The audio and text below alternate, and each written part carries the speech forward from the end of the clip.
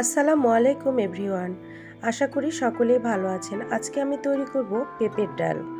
এর জন্য প্রথমে নিয়ে নিয়েছি একটি পেঁপেটি একদম চামড়াটি ছিলে এখানটায় কিউব করে কেটে নিয়েছি। নিয়ে নিচ্ছি এখানটায় 1/4 কাপ পরিমাণ মসুর ডাল। দেখতেই পাচ্ছেন মসুরের ডালটি নিয়ে এটি পরিষ্কার করে ভালোভাবে ধুয়ে নেব, যতক্ষণ না ভালো পরিষ্কার একটি পানি চলে আসছে। পেঁপের ডালটি তৈরি করার জন্য আমি এখানটায় প্রেসার কুকার ব্যবহার করেছি। প্রথমে আমি পেঁপেগুলো দিয়ে দেব। আপনারা চাইলে আপনাদের পছন্দ অনুযায়ী পেঁপেটি কাট করে নিতে পারেন। এর মধ্যে এবার মসুরের ডালটি দিয়ে দেব। মসুরের ডাল দেওয়া হয়ে গেলে এর মধ্যে আমি দিয়ে দিচ্ছি 1.5 কাপ পরিমাণ পানি। দিয়ে এর মধ্যে এবার দিয়ে দিচ্ছি পেঁয়াজ কুচি 2টি এবং দিয়ে দিচ্ছি 5টির মতো কাঁচামরিচ ফালি। সামান্য একটু মুখটু আমি ফেটে নিয়েছি। এখানটায় কোনো ধরনের গুঁড়া মরিচ ব্যবহার করব না জন্য শুধু কাঁচামরিচটি দিয়েছি। এখানটায় স্বাদ অনুযায়ী লবণ দিয়ে দিচ্ছি। এর মধ্যে এবার অ্যাড করে দেব হলুদের গুঁড়া 1/2 চামচ পরিমাণ, দিয়ে দিব জিরার গুঁড়া 1/2 চামচের একটু বেশি।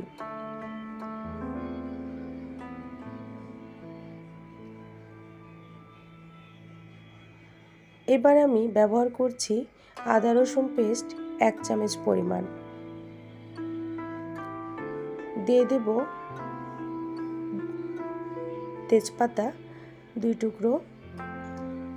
দেয়া হয়ে গেলে এবার আমি এর মধ্যে সামান্য পরিমাণ তেল ব্যবহার করব, খুব বেশি একটা তেল এখানটা ব্যবহার করবেন না।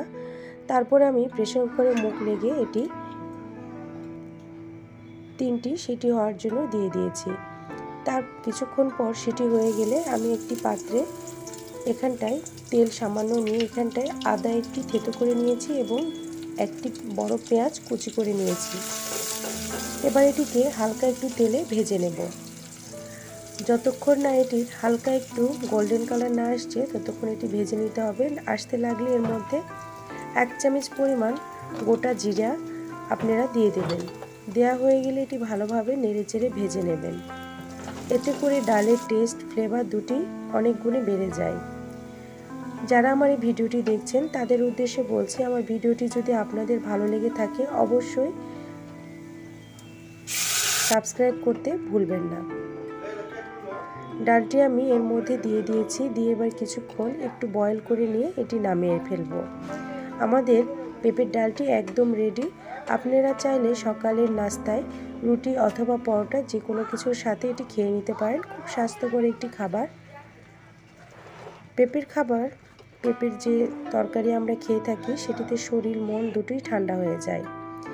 আশা করি আমার এই রেসিপিটি আপনাদের ভালো লেগেছে।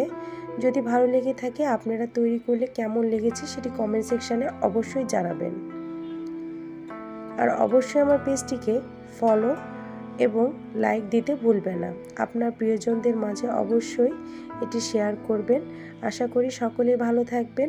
আবারও কথা হবে, দেখা হবে। আল্লাহ হাফেজ।